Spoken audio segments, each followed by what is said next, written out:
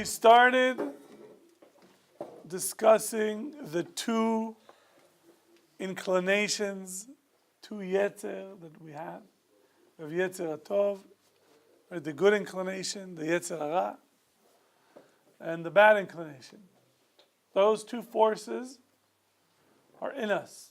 And there should be a tug of war between the two during your life. You should feel it. Daily basis, not a daily basis, that's a separate question. We then discussed a Mishnah. A Mishnah in Pirkei Avot, in the Ethics of Fathers, said, "Haveratz lamitzvah kala uboreach min ha'avera."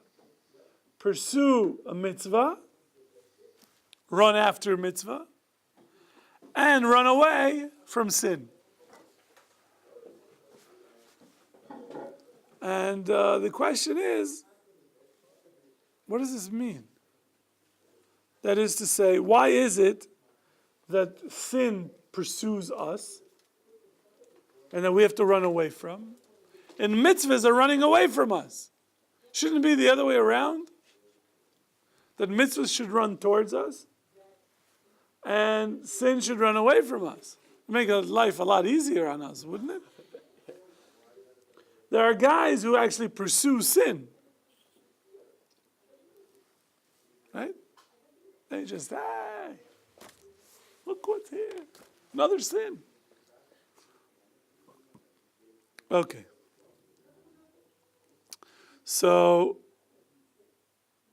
what causes us to feel, it's a feeling, that is sin is pursuing us? That is, what is it about sin that it makes us feel like we have to run away from it because it's pursuing us? Something in us is giving us this feeling, right? There's something that attracts us to sin. And you know what it's called? Yetzer hara. No. Desire. But desire for what? Pleasure. Things that aren't allowed. So it's not the desire itself, it's the imagination of the pleasure. We imagine what the pleasure is going to be. Just imagine eating a bowl of ice cream. Right? You just, after eating a good piece of steak. Just like, yeah.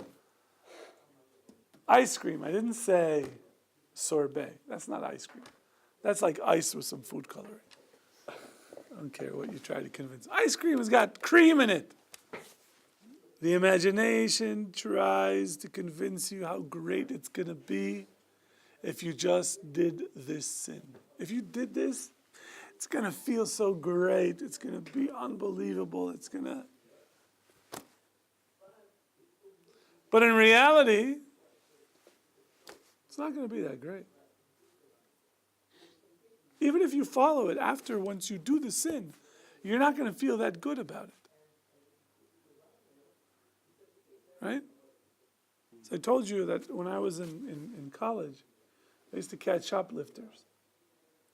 So there was, I'll never forget this. I was watching this guy in a certain store that I worked for, and he couldn't see me, but I could see him clearly. And he got around the corner, Max. This is for you. You gotta listen to this. And you saw the enjoyment of sticking this 67-cent mouth guard into his pants. He was like this, and looking around, and you saw the smile and the feel like, I'm gonna get away with it. Puts it, and then he goes out the store, and I go, hey, buddy, give me the mouth guard. Oh, what? How about it? Wasn't that great? Wasn't that great? The imagination is what inflates the pleasure to make us feel like this would be the greatest thing. And Rabbi Kaplan, once I saw a video of his, he spoke about Passover, but I think there's this idea fits here. So for example, when you think, let's go camping, and what's your imagination tell you? It's going to be great. We're going to have a tent. We'll be by the lake. And we're going to grill. And we're going to have all this good fun. And then you go there and, well, the tent that you brought doesn't have all the pieces. So it's not really working out. There's a lot of bugs and mosquitoes, right? And there's a big sign, no fires. And you can't fish in the lake because you didn't buy. In the end, it's like ruined the whole thing. But the imagination sort of builds it up. This would be great if we just went and then we could swim. And then in the end, it's the imagination is what causes you to feel that you can't really get away from the sin. The sin is pursuing you. It's all in your mind. It's all in your imagination. And if you carry out, you realize that what the imagination promised you, you're going to get. And what the outcome is, there's going to be a big gap. There's going to be a big, big gap. Okay? So for example, he gives, the example that he gives here, he says that this pleasure is not always just pleasure. For example, fashion. No offense to anyone here who's in the fashion magazine. But fashion, people, it gives us a feeling that if we don't follow fashion of how people dress out there, then we're going to be miserable. Everyone's going to make fun of us. It's going to be, we have to conform to society. That's all in here. It's all in here. You don't have to. You don't have to. You can wear a yarmulke outdoors, right, in public, in different parts of the world, and it's not the end of the world. In Hungary, you can walk with a yarmulke. So the imagination is not going to convince you to do mitzvahs. The imagination is going to tell you the following. There's a pasuk in Mishlei, Proverbs. It says, the lazy person says there is a lion in the roads, on the road. There's also a lion in the streets. That's why he doesn't want to go learn Torah. Because it's dangerous to go out there. It's dangerous. I'll just stay home. That's a picture that the imagination made up. Right? And then you have the consciousness. Our conscience wants to do the mitzvah. And the imagination has to silence it. Right? It tells you, the imagination says, nah, they're scared, don't get out. You don't want to do this, just stay. And the conscience, no, I want to do this. I want to learn Torah. I want to go to class. I want to stay awake.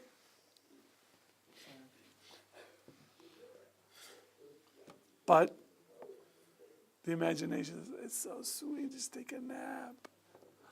If I just put the head on the pillow and cuddle, right? Take the blanket and your little teddy bear. What?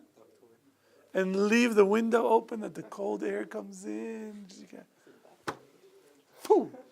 That's what the imagination does. That's what the imagination does. Okay? So we see that the Avera, the sin, is pursuing us, and that is because of the imagination. And then you see that the mitzvah is running away from you, and that's also because of our imagination. Because our imagination is trying to pull us to go somewhere else. So it appears that the mitzvah is running away. And you could see that this is the power of the imagination. That a lot of the imagination governs the decisions that we make. And you have to be very, very careful. So, God made us love this world.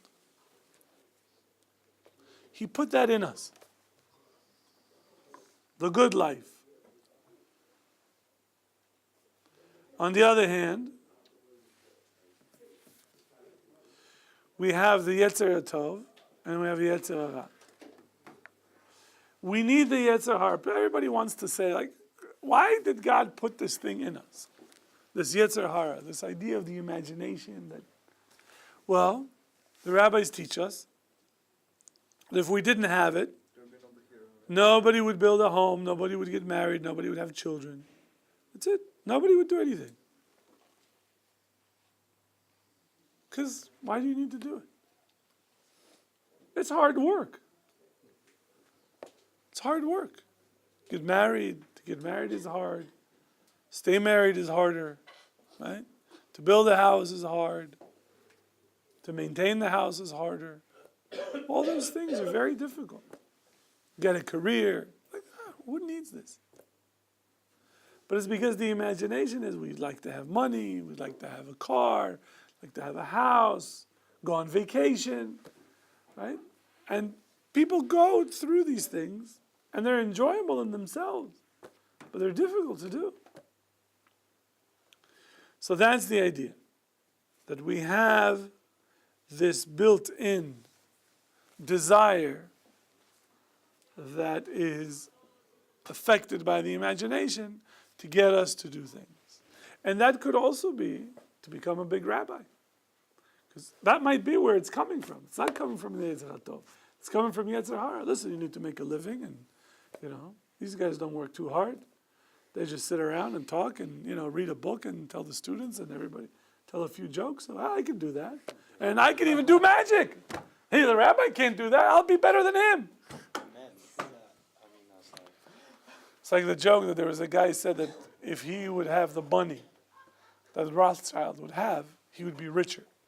So they would say, why would you be richer? He said, because I would give Hebrew classes. I'd make more money on the side. So you'd give magic classes. So the world would not have been built, society would not have been created for it wasn't for the Yetzer Hara. We need that in order to build society, in order to build this world as we know it. Okay? That's what he says. And that's why the Yetzer Hara is called Tov, Me'od. It's called very good. But this Yetzer affects our imagination. And they work in us, and they entice us to sin. And it tries to limit, maybe minimize, the mitzvot that we do. Why? Because the more mitzvot we do, the weaker the Yetzer Hara gets. The more mitzvot you do, the weaker your evil inclination is going to be. Good, good. The greater a person is, the greater his Yetzer Hara. Good. Very good. But it's a different type of Yetzer Hara. In the beginning, what are the things that the Yetzer Hara is trying to get you to do? Really, really naughty things. But once you get closer and closer, then the Yetzer Hara goes after different things. There's a book called Shev Shmaisa. In the introduction, he says something that is very interesting to explain what David and what you're asking. It says that the greater a person is, the greater his Yetzer Hara. But what does that mean? A tzaddik doesn't have the option to sin in the same way as I would. Right? A righteous person, if a certain idea pops in his head to do a particular sin, he can't push it off by saying, you know what, we'll do it tomorrow. He can't. Whereas I could, we'll just do it tomorrow, not right now. And the Yetzer Hara would say, okay, I'll come back tomorrow, because it's shaykh to do it tomorrow. But to a big tzaddik, that's not going to work. He can't say, we'll do it tomorrow, because he's not going to do it tomorrow. So this Yetzer is going to keep attacking him even more. So the Yetzer Hara is stronger in that sense, because it's got no room to negotiate with the Yetzer Hara. That's what that book. I don't know how the Kadosh Baruch Hu does his cheshbon. I don't know how he does the accounting. But we know one thing, that each person is judged according to his own standard, at the level that he's in. Otherwise, it would not be fair. Because they would say, the standard is Moshe Rabbeinu, Joe. If you don't make it to this level, forget it. No. Question is, where was Joe last year and where is he today? Is he better? Yes. Could he be better? If the answer is yes, then you have to pay for that. That is, what is your potential today? Are you meeting your full potential? If the answer is yes, you're good.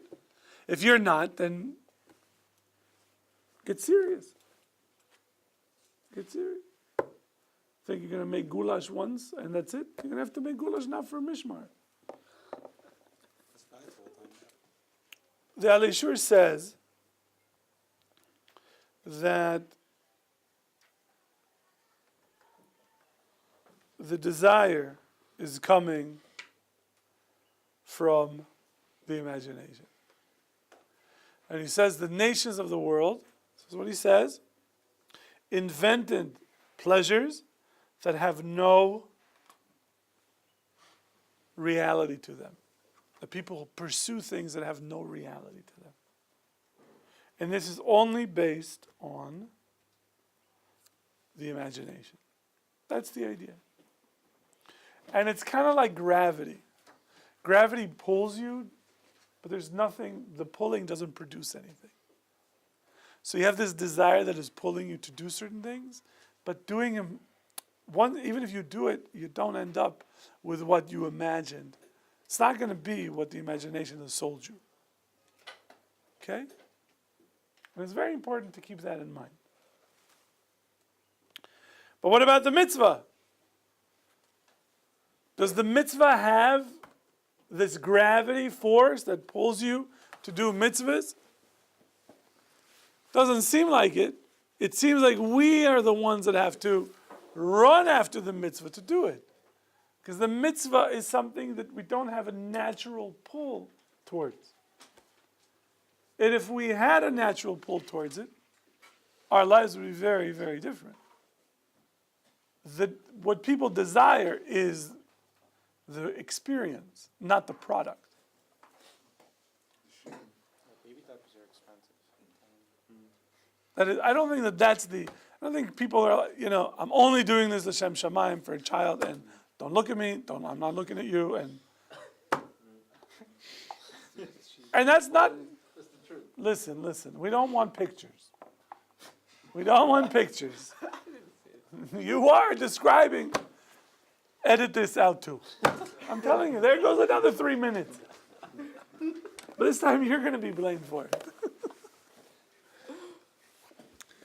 So, the mitzvah does not have the power of the gravity. And we should follow what the Ramchal writes. The Ramchal says that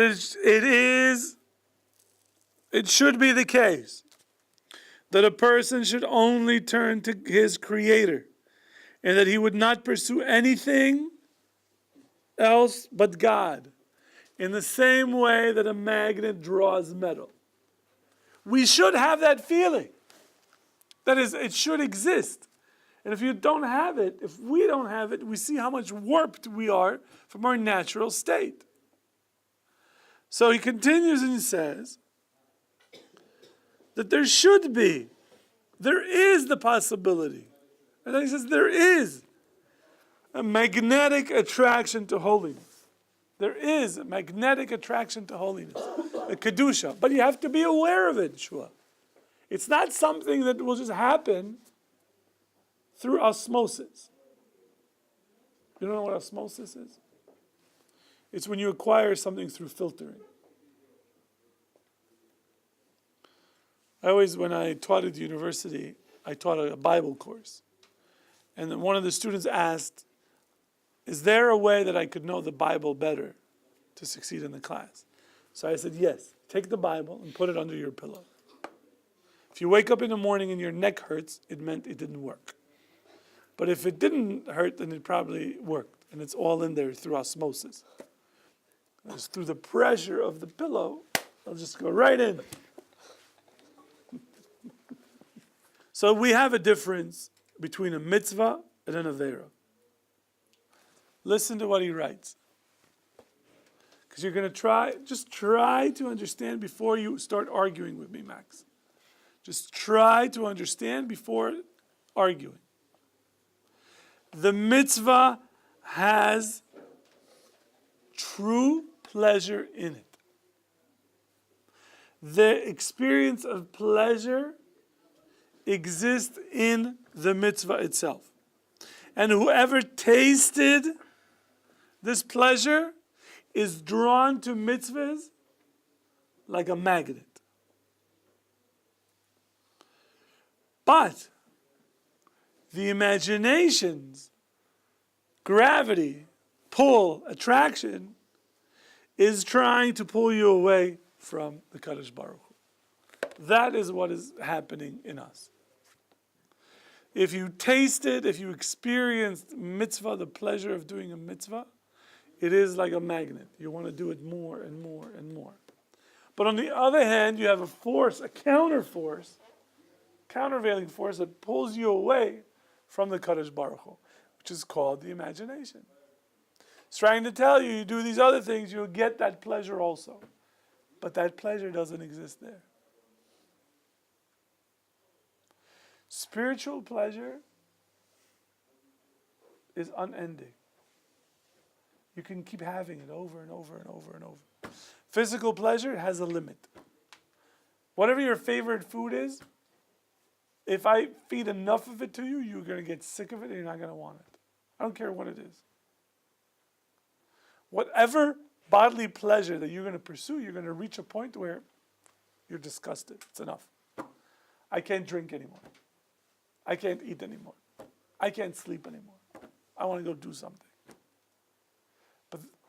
But spiritual pleasure, this is what he's talking about. The pleasure of doing a mitzvah is something that you can keep going and go and do and keep doing it and keep doing it and keep doing it.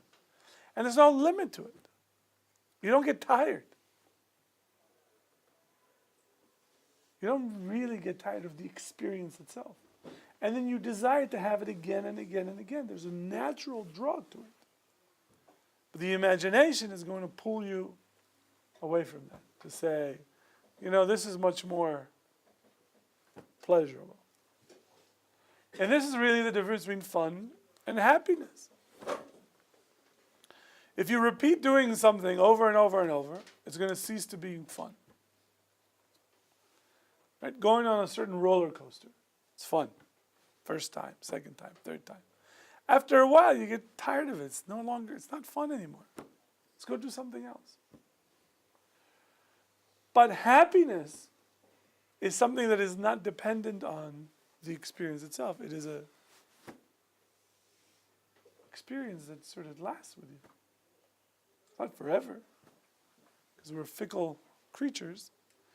But it's different than fun, because something that makes you happy, you can keep doing over and over and over, and it doesn't make you sad. Whereas with fun, you just get, it's no longer, I'm not enjoying this anymore. The students, Talmidei Avraham Avinu, the followers of Avraham Avinu, those who follow his path, have the ability to enjoy this world and also enjoy the next world. But the followers of Bilam, they end up in Gehenna. And what do we learn? That really, in the path of the Torah and the mitzvahs, we really have true pleasure. If you really want to experience pleasure, it's right here. Don't let Bilam confuse you to think that they're the ones that are having fun. This is where they're having pleasure. They may have fun. Might be. Fun is one thing, but they're not having pleasure. So in Kedusha, that's where we find ultimate pleasure and real fulfillment. But in the tzad of Tumah, of impurity and of physicality, we don't have that possibility. So if you started just tasting a little bit of the Torah, a little bit of your relationship with the Kadosh Baruch Hu, you will be drawn to it as a magnet. But before this, if you've never experienced it, the imagination is going to pull you towards the other side. That's the balance between the Yetzer HaTov and the Yetzer Hara.